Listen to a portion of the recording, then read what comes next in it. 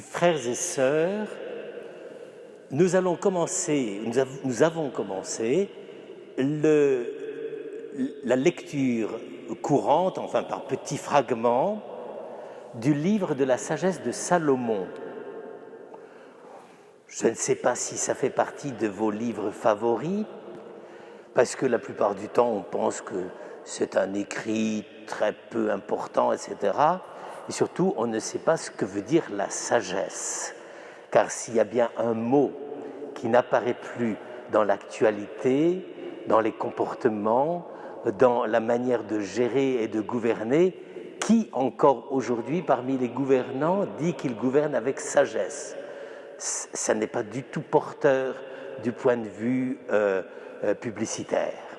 Et bien pourtant, il fut une époque où le grand critère de gouvernement de soi-même, de sa famille, d'un peuple et du monde, le grand critère de gouvernement, c'était la sagesse. À tel point que, par exemple, chez les Grecs, ils trouvaient que la sagesse était une chose si grande, si belle, si essentielle, que l'homme n'en était pas tout à fait capable et que la seule chose qu'il pouvait faire de mieux, c'était d'aimer la sagesse, ce qui a donné le mot philosophie. Mais la philosophie n'était pas vraiment la sagesse, c'était l'apprentissage et l'essai de pouvoir parvenir à une attitude de sage, mais sans être sûr d'y parvenir. Eh bien, aujourd'hui, nous allons commencer un livre qui s'appelle le livre de la sagesse. On ne se mouche pas du pied quand on veut écrire un livre comme ça, parce que ça veut dire que si on lit ce livre, on va devenir sage, plus que philosophe, sage. Alors nous allons voir, et ce n'est pas si simple que ça de devenir sage. Car, d'abord, après ce que j'ai dit là tout de suite, vous comprenez tout de suite pourquoi l'auteur a intitulé son livre « Sagesse de Salomon ». Sagesse, pourquoi? Parce que c'est un juif qui vit en Égypte, dans la plus grande capitale intellectuelle et universitaire de l'époque, le Harvard de la Méditerranée romaine, n'est-ce pas? Alexandrie. C'est bibliothèque d'Alexandrie, tous les manuscrits de l'époque, etc. Il a fallu que ce grossier personnage de Théodose y mette le feu pour qu'elle soit dépouillée de plus du tiers de ses manuscrits, ou de 2/3. Donc, il y avait tout. Il n'y avait pas besoin de numériser. C'était tout sur peau de mouton, n'est-ce pas? C'était des livres, c'était des rouleaux de parchemin. Enfin, on n'imagine pas ce que c'était. Et donc, un petit groupe de Juifs vivait là. Et ils avaient compris que les Grecs qui vivaient autour d'eux, à Alexandrie, cherchaient la sagesse, qu'ils étaient philosophes. Et ces Juifs qui n'avaient jamais lu Platon, qui n'avaient jamais lu Aristote, se sont dit, mais nous, la manière dont nous vivons, la manière dont Dieu nous a appris à vivre, c'est plus grand que la sagesse des anciens. Et c'est plus grand que la philosophie. Et donc, on va leur expliquer la sagesse qui est reçue directement de Dieu. Et donc, le livre que nous allons lire là tout de suite, vous imaginez le succès qu'il a pu avoir. Parce qu'un livre de sagesse, j'allais dire, ça aurait dû être normalement le best-seller de la littérature antique. Première chose. Deuxième chose, les Juifs écrivent ce livre sous le titre de « Sagesse de Salomon ». Qu'est-ce que veut dire « Sagesse de Salomon » ?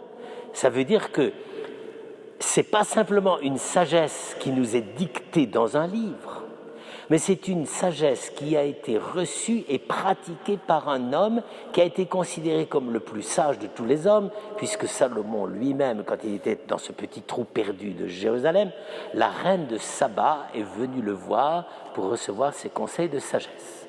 Donc vous imaginez, là, j'allais dire, c'est le top du top, n'est-ce pas? La sagesse juive telle qu'on veut l'expliquer à cette époque-là aux gens qui habitent, aux païens qui habitent autour d'eux, n'est-ce pas? C'est la sagesse qui leur permettra de vivre aussi parfaitement que possible selon l'appel et la révélation de Dieu. Alors, ce livre va être composé en 3 parties. La première partie, on vient d'en lire un petit peu le début, mais vous allez voir la suite. La première partie est celle qui nous paraît la plus étrange. C'est que la sagesse, on voit apparemment tous les gens se comporter très très très mal. Ils sont violents, ils sont passionnés, ils méprisent les autres, ils tuent, ils vivent n'importe comment, ils n'ont pas de règles de vie. Et donc, en réalité, l'auteur explique le paradoxe de l'existence de la sagesse. Ce monde est fou, mais ça ne diminue en rien la réalité, la grandeur et la nécessité de l'existence de la sagesse. Donc, on a beau vivre dans un monde fou, il faut chercher la sagesse. Eh bien, frères et sœurs, c'est ça le début de ce livre. On va nous décrire en long, en large et en travers le comportement des gens fous.